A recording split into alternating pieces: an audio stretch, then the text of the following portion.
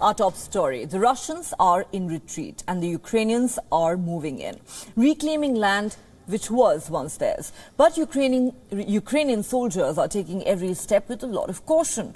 They fear they could walk into a Russian trap. But clearly, this marks yet another setback for Russia in its war against Ukraine. It also raises the question, what next? Russia has been suffering heavy setbacks since Ukraine began its counter-offensive. Since the war began in February this year, Russia had only captured one regional capital, Kherson, and now it has withdrawn from the entire region.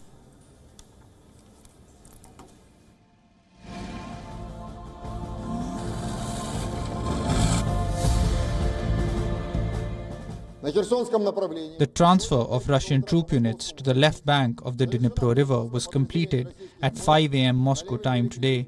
Not a single piece of military hardware was left on the right bank. All Russian service personnel crossed to the left bank of the Dnipro River. Ukrainian troops have been making rapid advances in the region. Numerous visuals have come in showing the troops raising the Ukrainian flag in Kherson. Саме гарне в закаті. Село Калинівське, Херсонська область. Звільнено. Слава Україні. Висота землі погнали.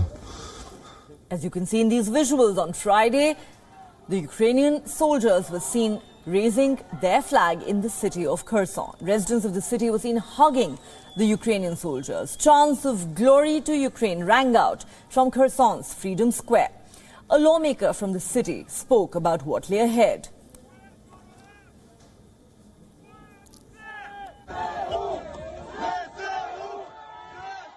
І зараз якраз на фінальній стадії деокупація правого узбережжя Херсонщини, міста Херсона.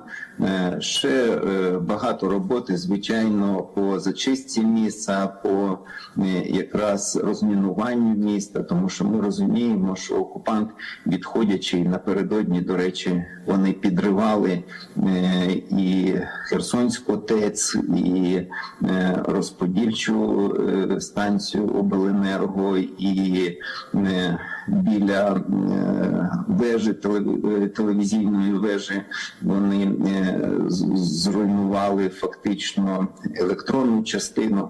Тобто це все треба буде попереду відновлювати. As Russian forces retreat, the Ukrainian army shared images of what looked like drones attacking Russian tanks. One of the vehicles was destroyed instantly.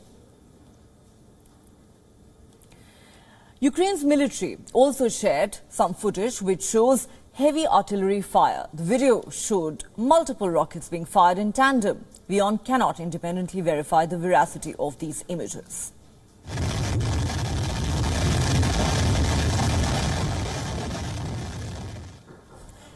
But what lies ahead for Russia now? It has lost both swaths of territory and numerous soldiers.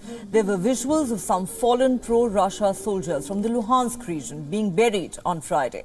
Reports say Russia has lost more than 100,000 soldiers in this war so far. Will Moscow consider negotiating at this stage? The US believes it should. US Army General Mark Milley thinks the onset of winter could provide an opportunity for talks, but US President Joe Biden was cautious in making predictions. It remains to be seen whether or not there will be a judgment made as to whether or not Ukraine is prepared to compromise with Russia. I'm going to be going to the G20. I'm told that President Putin is not likely to be there, but other world leaders are going to be there in Indonesia. And we're going to have an opportunity to see what the next steps may be. Russian President Vladimir Putin will not be at the G20 summit in Bali. The Kremlin has said Putin will not address the meeting via a video statement either.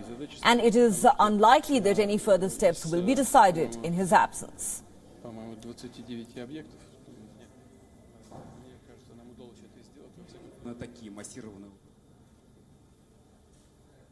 For more on this story, we're now joined by Fred Weir, a Russian affairs expert. He joins us from Moscow. Mr. Weir, thanks once again for joining us on WION.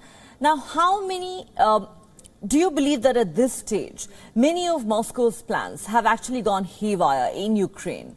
We've seen Russia withdraw its troops from Kherson, which it had earlier said it had annexed.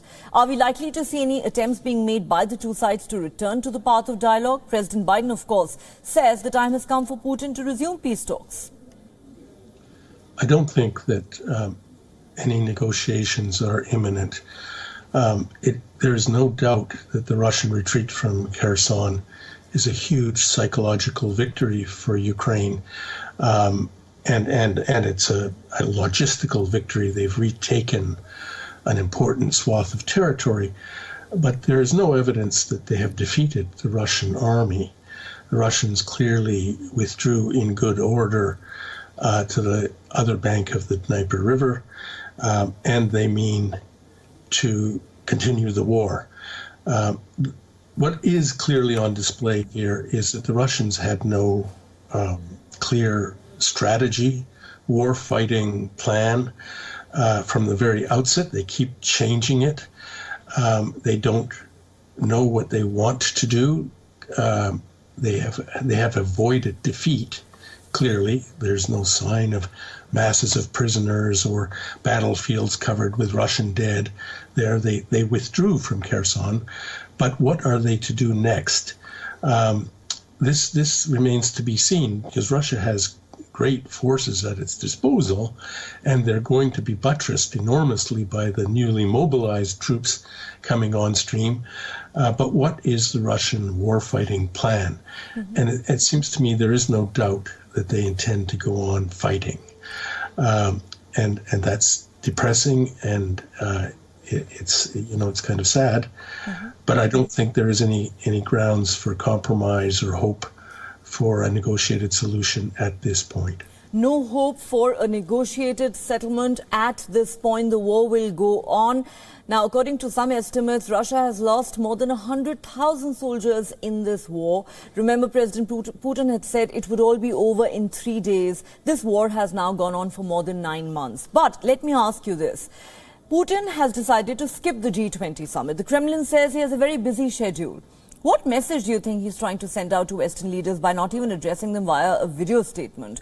Why not meet world leaders at this crucial juncture? I think he clearly doesn't want to. He has nothing to say. And at this point, the Russian message isn't going to get out, no matter what it is. So he sent Minister Lavrov there, who will conduct whatever business Russia has to conduct with members of the G7 who talk to Russia. But clearly it's not a priority for President Putin. I think we have to wait and see what his priorities are right now. And this is all up in the air. In the air, what is Russia's war plan at this stage? That remains the million-dollar question. Thanks very much, Fred Weir, for joining us. My pleasure. At this point, we're also joined by Colonel David B. De Roche. He is a defense expert and a professor at the Near East South Asia Center for Strategic Studies at the National Defense University in Maryland, United States. Let me ask you this. After a series of battlefield reverses, the Russian troops have now pulled out of Kherson, the only regional capital they had captured in Ukraine, that too after Putin had claimed that Kherson had been annexed. Have Russia's calculations gone horribly wrong in this war? Are they on the back foot? Or could this withdrawal, in fact, be a trap, an act of deception by Moscow? How do you look at it? Well, if it would have been an act of deception, the deception would have been to lure the Ukrainian forces into Kherson and then have prepared positions in the city, destroy them. We haven't seen that. It looks as though what we've seen is just a full-out rout and evacuation from Kherson City.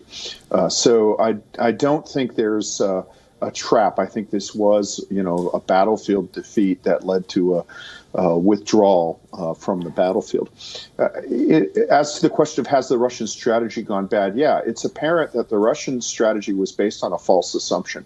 The Russians thought that the Ukrainian state, which, is a highly corrupt state, but they thought it was rotten.